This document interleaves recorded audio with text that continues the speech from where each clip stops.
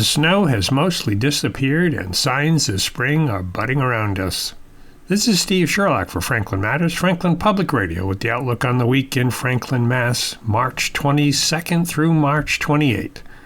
The Planning Board is scheduled to meet on Monday.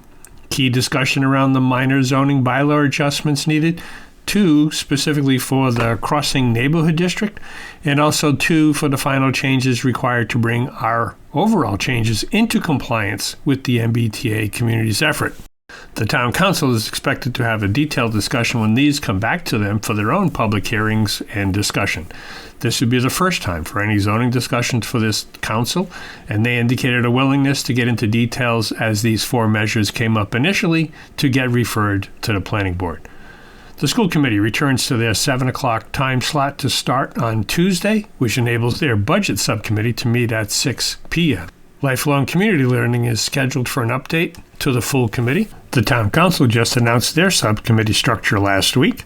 Now they'll need to find time for their subcommittees to meet. The 250th Celebration Subcommittee on Events and Logistics Planning is scheduled to meet on Wednesday at 7. They have a good list of events on the agenda to open and eventually close the celebration when it occurs during 2028. The Conservation Commission is scheduled to meet on Thursday to close out this week's schedule for meetings. For all the meetings and cultural events, check out the calendar at franklin.news, where each day that day's events are posted on the top of the page. The TV and radio schedules are on the bottom, and all the other goodness falls in between. A quick reminder, we do this because Franklin matters.